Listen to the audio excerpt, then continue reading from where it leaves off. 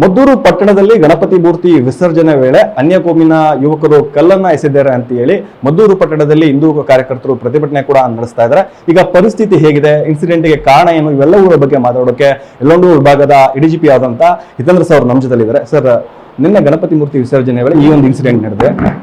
Basic ಏನಾಗಿರುವಂತದ್ದು sir ವಿಚಾರ? ಕರ್ನಾಟಕ ರಾಜ್ಯದಲ್ಲಿ ಸುಮಾರು 77,000 ಗಣಪತಿಗಳು ಈಗಾಗಲೇ ಸ್ಥಾಪನೆ ಆಗಿ ಅದರಲ್ಲಾಗಲೇ 74,000 ಗಣಪತಿಗಳು ಆಗಲೇ ಶಾಂತಿಯುತವಾಗಿ ವಿಸರ್ಜನೆ ಆಗಿದೆ. ಈ ಮದ್ದೂರು ಪಟ್ಟಣದಲ್ಲಿ ಯಾವುದೋ ಒಂದು ಗಣಪತಿ ಹೋಗ್ಬೇಕಾದ್ರೆ ಅಲ್ಲಿ ಮಸೀದಿ ಮುಂದೆ ಕಲ್ಲು ತೂರಾಟ ಆಯ್ತಂತ ಆರೋಪ ಬಂದಿದೆ.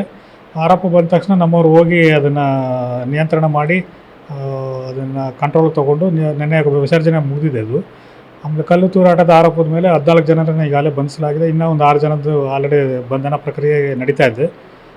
ಅದಾದ ನಂತರ ಇವತ್ತಿನ ಬೆಳಗ್ಗೆ ಕಾರ್ಯಕರ್ತರು ಅದನ್ನು ಪ್ರತಿಭಟನೆ ಮಾಡೋಕ್ಕೆ ಬಂದು ಮತ್ತು ಅದರಲ್ಲಿ ಕೂಡ ಇನ್ನೊಂದು ಧಾರ್ಮಿಕ ಸ್ಥಳಕ್ಕೆ ಹೋಗಿ ಬಂದಾಗ ಅನಿವಾರ್ಯವಾಗಿ ಪೊಲೀಸ್ ಇಲಾಖೆ ಬಲಪ್ರಯೋಗ ಮಾಡಬೇಕಾದ ಪ್ರಸಂಗ ಬಂದಿದೆ. ಈಗ ಕ್ರೌಡ್ ಇನ್ನೂ ಇದೆ, ಹಾಗಾಗಿ ಅವ್ರಿಗೆ ಶಾಂತಿಯುತವಾಗಿ ಅವ್ರಿಗೆ ನೀವು ಪೊಲೀಸ್ ಇಲಾಖೆ ನಿಮ್ಮ ಎಲ್ಲ ಏನಿದ್ದಾರೆ ಇಶ್ಯೂಸ್ ಏನಿದೆ ಅದನ್ನು ನಾವು ಕಾನೂನು ಚೌಕಟ್ಟಿನಲ್ಲಿ ಬಗೆಹರಿಸ್ತೀವಿ, ನೀವು ಹೋಗಿ ಅಂತ ಹೇಳ್ತಾ ಇದ್ದೀವಿ.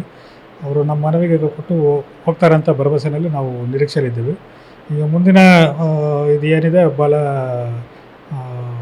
ಕಾರ್ಯಕ್ರಮ ಏನಿದೆ ಡಿಪೆಂಡ್ಸ್, ಯಾವ ರೀತಿ ನಡೀತದೆ ಅದು ಡಿಪೆಂಡ್ಸ್ ಆಗುತ್ತೆ.